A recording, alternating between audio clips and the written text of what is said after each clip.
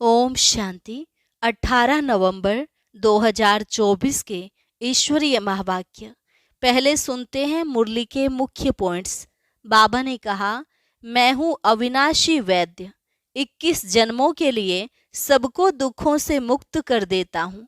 सुखी बनने की एक ही दवाई है, तुम सिर्फ मुझे याद करो तो पावन सतो प्रधान बन जाएंगे और सब दुख दूर हो जाएंगे। इसलिए निरंतर मेरे को याद करने का पुरुषार्थ करो। गृहस्थ व्यवहार में रहते अपने को ऐसा समझो कि हमको अब वापस जाना है। फिर बाबा ने कहा, जिस बाप से इतना बेहद का वर्षा मिलता है उनको याद करो तो चेहरा ही चमकता रहे, खुशी में चेहरा खिल जाए। बाप तो पहले ही बताते हैं, माया विघ्न जरूर डालेगी, क्योंकि तुम रावण के ग्राहक हो ना। उनकी ग्राहकी चली जाएगी तो जरूर फटकेगी, कोशिश करेगी तुम्हारी याद को भुलाने की। श्रीमत पर चल, तुम सारे विश्व को चेंज कर सकते हो, तो श्रीमत पर पूरा चलना चाहिए ना। लास्ट में बाबा ने कहा, मूल बात है मन मना भव। इस एक मंत्र से ही तुम्हारे सब दुख दूर हो जाते हैं। फिर कहते हैं मध्याजी भव। बाप, टीचर, गुरु तीनों ही याद रहें तो बहुत हर्षित मुख अवस्था रहे। और अब सुनते हैं महावाक्यों को विस्तार से। मुरली का सार। मीठे बच्चे, बाप है अविनाशी वैद्य, जो एक ही महामंत्र से तुम्हारे सब दुख दूर कर देता है। प्रश्न, माया तुम्हारे बीच में विघ्न क्यों डालती है? कोई कारण बताओ। उत्तर, क्योंकि तुम माया के बड़े ते बड़े ग्राहक हो। उसकी ग्राहकी खत्म होती है, इसलिए विघ्न डालती है। दूसरा, जब अविनाशी वैद्य तुम्हें दवा देता है तो माया की बीमारी उथलती है, इसलिए विघ्नों से डरना नहीं है। मन मनाभव के मंत्र से माया भाग जाएगी। ओम शांति। बाप बैठ बच्चों को समझाते हैं। मनुष्य मन की शांति कह हैरान होते हैं। रोज कहते भी हैं ओम शांति, परंतु इसका अर्थ न समझने के कारण शांति मांगते ही रहते हैं। कहते भी हैं आई एम आत्मा, अर्थात आई एम साइलेंस, हमारा स्वधर्म है साइलेंस। फिर जबकि स्वधर्म शांति है तो फिर मांगना क्यों? अर्थ न समझने के कारण फिर भी मांगते रहते हैं। तुम समझते हो यह रावण राज्य है, परंतु यह भी नहीं समझते हैं कि रावण सारी दुनिया का आम और भारत का खास दुश्मन है, इसलिए रावण को जलाते रहते हैं। ऐसा कोई भी मनुष्य है जिसको कोई वर्ष वर्ष जलाते हो? इनको तो जन्म जन्मांतर कल्प कल्पांतर जलाते आए हैं, क्योंकि यह तुम्हारा दुश्मन बहुत बड़ा है। 5 विकारों में सब फंसते हैं। जन्म ही भ्रष्टाचार से होता है तो रावण का राज्य हुआ। इस समय अथाह दुख है। इसका निमित्त कौन? रावण। यह कोई को पता नहीं दुख किस कारण होता है। यह तो राज्य ही रावण का है। सबसे बड़ा दुश्मन यह है। हर वर्ष उसकी एफिजी बनाकर जलाते रहते हैं। दिन प्रतिदिन और ही बड़ा बनाते जाते हैं। दुख भी बढ़ जाता है। इतने बड़े बड़े साधु संत महात्माएं राजाएं आदि हैं, परंतु एक को भी यह पता नहीं है कि रावण हमारा दुश्मन है, जिसको हम वर्ष वर्ष जलाते हैं और फिर खुशी मनाते हैं। समझते हैं रावण मरा और हम लंका के मालिक बने, परंतु मालिक बनते नहीं हैं। कितना पैसा खर्च करते हैं। बाप कहते हैं, तुमको इतने अनगिनत पैसे दिए, सब कहाँ गमाए? दशहरे पर लाखों रुपए खर्च करते हैं। रावण को मारकर फिर लंका को लूटते हैं। कुछ भी समझते नहीं। रावण को क्यों जलाते हैं? इस समय सब इन विकारों की जेल में पड़े हैं। आधा कल्प रावण को जलाते हैं क्योंकि दुखी हैं। समझते भी हैं रावण के राज्य में हम बहुत दुखी हैं। यह नहीं समझते कि सतयुग में यह 5 विकार होते नहीं। यह रावण को जलाना आदि होता नहीं। पूछो यह कब से मनाते आए हो, कहेंगे यह तो अनादि चला आता है। रक्षाबंधन कब से शुरू हुआ, कहेंगे अनादि चला आता है। तो यह सब समझ की बातें हैं ना। मनुष्यों की बुद्धि क्या बन पड़ी है, न जानवर हैं न मनुष्य हैं, कोई काम के नहीं, स्वर्ग को बिल्कुल जानते नहीं, समझते हैं बस यही दुनिया भगवान ने बनाई है। दुख में याद तो फिर भी भगवान को करते हैं, हे भगवान इस दुख से छुड़ाओ, परंतु कलयुग में तो सुखी हो न सके। दुख तो जरूर भोगना ही है, सीढ़ी उतरनी ही है। नई दुनिया से पुरानी दुनिया के अंत तक के सारे राज बाप समझाते हैं। बच्चों पास आते हैं तो बोलते हैं कि सब दुखों की दवाई एक है, अविनाशी वैद्य है ना। 21 जन्मों के लिए सबको दुखों से मुक्त कर देते हैं। वह वैद्य लोग तो खुद भी बीमार हो जाते हैं। यह तो है अविनाशी वैद्य। यह भी समझते हो दुख भी अथाह है, सुख भी अथाह है। बाप अथाह सुख देते हैं, वहां दुख का नाम निशान नहीं होता। सुखी बनने की एक ही दवाई है, सिर्फ मुझे याद करो तो पावन सतो प्रधान बन जाएंगे, सब दुख दूर हो जाएंगे, फिर सुख ही सुख होगा। गाया भी जाता है, बाप दुख हरता सुख करता है। आधा कल्प के लिए तुम्हारे सब दुख दूर हो जाते हैं। तुम सिर्फ अपने को आत्मा समझ बाप को याद करो। आत्मा और जीव दो का खेल है। निराकार आत्मा अविनाशी है और साकार शरीर विनाशी है, इनका खेल है। अब बाप कहते हैं देह सहित देह के सब संबंधों को भूल जाओ। गृहस्थ व्यवहार में रहते अपने को ऐसा समझो कि हमको अब वापस जाना है। पतित तो जा न सके, इसलिए मामेकम याद करो तो सतो प्रधान बन जाएंगे। बाप के पास दवाई है ना, यह भी बताता हूँ। माया विघ्न जरूर डालेगी। तुम रावण के ग्राहक हो ना, उनकी ग्राहकी चली जाएगी तो जरूर फटकेगी, परेशान होगी। तो बाप समझाते हैं यह तो पढ़ाई है, कोई दवाई नहीं है। दवाई यह है याद की यात्रा। एक ही दवाई से तुम्हारे सब दुख दूर हो जाएंगे। अगर मेरे को निरंतर याद करने का पुरुषार्थ करेंगे तो।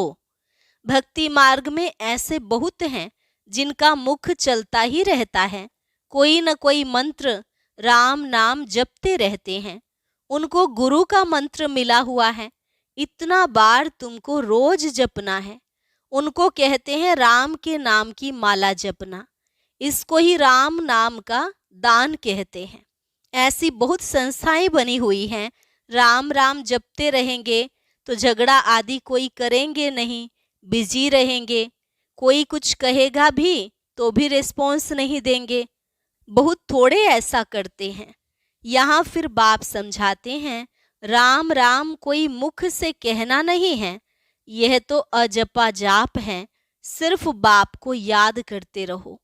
बाप कहते हैं मैं कोई राम नहीं हूँ, राम तो त्रेता का था, जिसकी राजाई थी, उनको तो जपना नहीं है।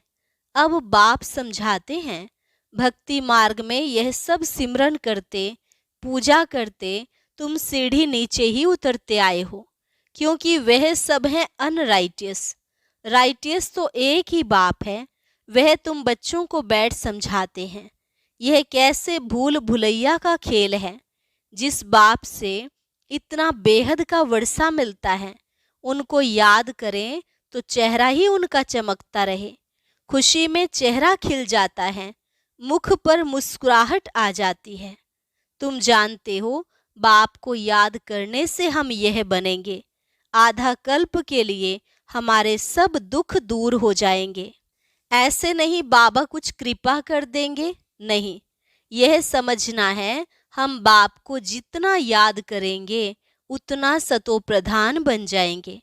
यह लक्ष्मी नारायण विश्व के मालिक कितने हर्षित मुख हैं, ऐसा बनना है। बेहद के बाप को याद कर अंदर में खुशी होती है, फिर से हम विश्व के मालिक बनेंगे। यह आत्मा की खुशी के संस्कार ही फिर साथ चलेंगे, फिर थोड़ा थोड़ा कम होता जाएगा। इस समय माया तुमको बहुत हैरान करेगी। माया कोशिश करेगी तुम्हारी याद को भुलाने की। सदैव ऐसे हर्षित मुख रह नहीं सकेंगे, जरूर कोई समय घुटका खाएंगे। मनुष्य जब बीमार पड़ते हैं तो उनको कहते भी होंगे शिव बाबा को याद करो, परंतु शिव बाबा है कौन यह किसको पता नहीं, तो क्या समझ याद करें, क्यों याद करें। तुम बच्चे तो जानते हो, बाप को याद करने से हम तमो प्रधान से सतो प्रधान बनेंगे। देवी देवता सतो प्रधान है ना, उनको कहा ही जाता है डीटी वर्ल्ड। मनुष्यों की दुनिया नहीं कहा जाता, मनुष्य नाम होता नहीं। फलाना देवता वह है ही डीटी वर्ल्ड, यह है ह्यूमन वर्ल्ड। यह सब समझने की बातें हैं, बाप ही समझाते हैं। बाप को कहा जाता है ज्ञान का सागर।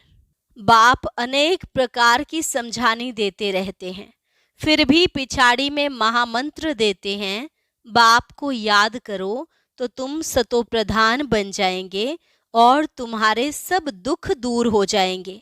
कल्प पहले भी तुम देवी देवता बने थे, तुम्हारी सीरत देवताओं जैसी थी। वहां कोई भी उल्टा सुल्टा बोलते नहीं थे, ऐसा कोई काम ही नहीं होता। वह है ही डीटी वर्ल्ड, यह है ह्यूमन वर्ल्ड। फर्क है ना। यह बाप बैठ समझाते हैं। मनुष्य तो समझते हैं डीटी वर्ल्ड को लाखों वर्ष हो गए, यहाँ तो कोई को देवता कह नहीं सकते। देवताएं तो स्वच्छ थे। महान आत्मा देवी देवता को कहा जाता है, मनुष्य को कभी नहीं कह सकते। यह है रावण की दुनिया। रावण बड़ा भारी दुश्मन है, इन जैसा दुश्मन कोई होता नहीं। हर वर्ष तुम रावण को जलाते हो, यह है कौन किसको पता नहीं है। कोई मनुष्य तो नहीं है। यह हैं 5 विकार, इसलिए इनको रावण राज्य कहा जाता है। 5 विकारों का राज्य है ना, सब में 5 विकार हैं। यह दुर्गति और सदगति का खेल बना हुआ है। अभी तुमको सदगति के टाइम आदि का भी बाप ने समझाया है, दुर्गति का भी समझाया है। तुम ही ऊंच चढ़ते हो, फिर तुम ही नीचे गिरते हो। शिव जयंती भी भारत में ही होती है, रावण जयंती भी भारत में ही होती है। आधा कल्प है दैवी दुनिया, लक्ष्मी नारायण राम सीता का राज्य होता है। अभी तुम बच्चे सबकी बायोग्राफी को जानते हो, महिमा सारी तुम्हारी है। नवरात्रि पर पूजा आदि सब तुम्हारी होती है, तुम ही स्थापना करते हो। श्रीमत पर चल, तुम विश्व को चेंज करते हो, तो श्रीमत पर पूरा चलना चाहिए ना। नंबरवार पुरुषार्थ करते रहते हैं, स्थापना होती रहती है, इसमें लड़ाई आदि की कोई बात नहीं। अभी तुम समझते हो यह पुरुषोत्तम संगम युग है ही बिल्कुल अलग। पुरानी दुनिया का अंत, नई दुनिया की आदि। बाप आते ही हैं पुरानी दुनिया को चेंज करने। तुमको समझाते तो बहुत हैं, परंतु बहुत हैं जो भूल जाते हैं। भाषण के बाद स्मृति आती है, यह पॉइंट समझानी थी। हूबहू कल्प कल्प जैसे स्थापना हुई है वैसे होती रहेगी। जिन्होंने जो पद पाया है वही पाएंगे। सब एक जैसा पद नहीं पा सकते हैं। ऊंचते ऊंच पद पाने वाले भी हैं, तो कम से कम पद पाने वाले भी हैं। जो अनन्य बच्चे हैं वह आगे चल बहुत फील करेंगे। यह साहूकारों की दासी बनेंगी, यह राजाई घराने की दासी बनेंगी, यह बड़े साहूकार बनेंगे जिनको कब कब इनवाइट करते रहेंगे। सबको थोड़े ही इनवाइट करेंगे, सब मुंह थोड़े ही देखेंगे। बाप भी ब्रह्मा मुख से समझाते हैं, सम्मुख सब थोड़े ही देख सकेंगे। तुम अभी सम्मुख आए हो, पवित्र बने हो।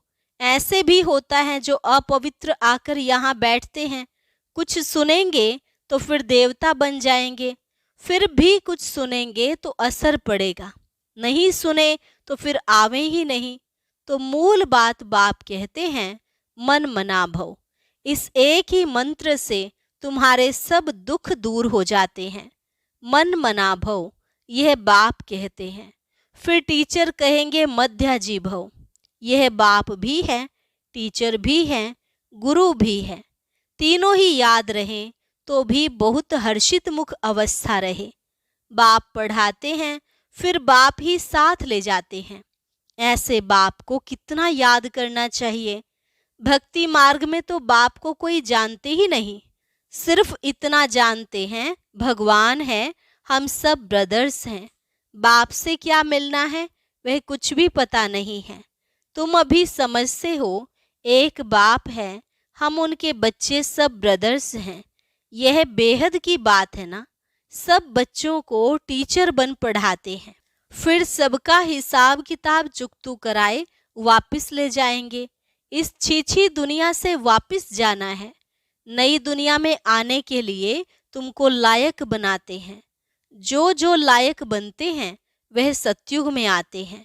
अच्छा, मीठे मीठे सिकिलधे बच्चों प्रति मात पिता बाप दादा का याद प्यार और गुड मॉर्निंग। रूहानी बाप की रूहानी बच्चों को नमस्ते। रूहानी बच्चों की रूहानी बाप दादा को नमस्ते नमस्ते, गुड मॉर्निंग। धारणा के लिए मुख्य सार। पहली पॉइंट, अपनी अवस्था को सदा एक रस और हर्षित मुख रखने के लिए बाप, टीचर और सतगुरु तीनों को याद करना है। यहाँ से ही खुशी के संस्कार भरने हैं। वर्षे की स्मृति से चेहरा सदा चमकता रहे। श्रीमत पर चलकर सारे विश्व को चेंज करने की सेवा करनी है। 5 विकारों में जो फंसे हैं उन्हें निकालना है। अपने स्वधर्म की पहचान देनी है। वरदान, सर्व के प्रति अपनी दृष्टि और भावना प्यार की रखने वाले सर्व के प्यारे फरिस्ता भव। सर्व के प्रति अपनी दृष्टि और भावना प्यार की रखने वाले सर्व के प्यारे फरिस्ता भव। स्वप्न में भी किसी के पास फरिस्ता आता है तो कितना खुश होते हैं। फरिस्ता अर्थात सर्व के प्यारे, हद के प्यारे नहीं, बेहद के प्यारे। जो प्यार करे उसके प्यारे नहीं, लेकिन सर्व के प्यारे। कोई कैसे भी आत्मा हो, लेकिन आपकी दृष्टि, आपकी भावना प्यार की हो, इसको कहा जाता है सर्व के प्यारे। कोई इंसल्ट करे, घृणा करे तो भी उसके प्रति प्यार व कल्याण की भावना उत्पन्न हो, क्योंकि उस समय वह परवश है। स्लोगन, जो सर्व प्राप्तियों से संपन्न है वही सदा हर्षित, सदा सुखी और खुश नसीब हैं। ओम शांति। अभी आने वाले समय में ज्ञानी धनवान लोग आपके पास आएंगे। उनकी सेवा किस प्रकार से करनी है, आइए सुनते हैं आज के अव्यक्त ज्ञान मोती में।